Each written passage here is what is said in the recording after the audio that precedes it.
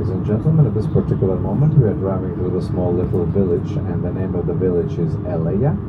On the left-hand side, you may see the typical example of the private housing.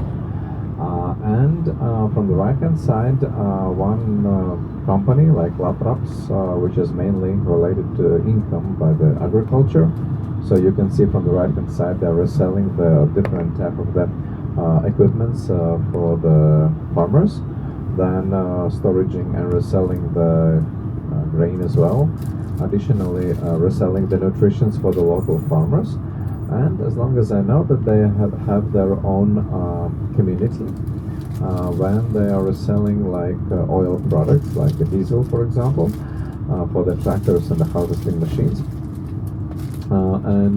Yeah, so as I told you before, that's the main income for the locals. When we're gonna cross the road, just take a look at on the left-hand side. You may see just a little bit of the small white little church. So actually, this one is an active church, and yeah, today is a Sunday, so they're gonna have a service today. This church belongs or represents the Lutherans or Protestants. And this is the main religion what we have in Latvia. The second biggest one is Roman Catholics, and the third biggest one religion it's Russian Orthodox.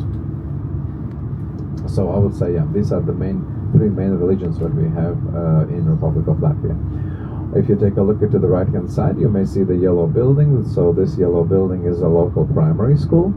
And if you're talking about this village, then they have a secondary school as well.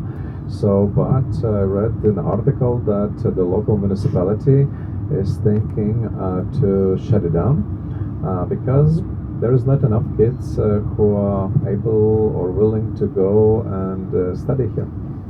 So, just a low population. But what I know that in Latvia, from all the people who are employed, then approximately 40% have university diploma. And if you take a look at on the left-hand side, pretty soon you're going to see the typical Soviet Union type of the apartment houses. So if you're talking about these apartment houses, the biggest problem for them is that they are made from the cheap materials. So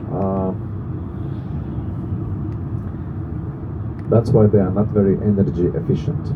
So they are losing plenty of the heat, and that's why there is like European Union programs, and these EU programs, by these EU programs, then it's kind of a partly financed to renovate these buildings and make them more energy efficient. So which means replacing the windows, adding extra isolation, and then make the beautiful facade. But again, not everybody is willing to do that because, yeah, as I told you before, it's only partly financed. So, which means that some part of the money is supposed to be paid by the local owners of the apartments as well, and not everybody is willing to do that. So that's why we have plenty of the examples which you just saw previously. And additionally, just to understand the size of the one-bedroom apartment in the apartment house like this, it would be 46 square meters or 500 square feet. So the bedroom, I mean like a one-bedroom apartment, I mean the bedroom, living room, kitchen, hall, all the necessary facilities, a little bit of the hall, and that's it. So now in the couple of the minutes, we're going to cross the border. So as we agreed, we're going to make a short stop just to take photos from Latvia and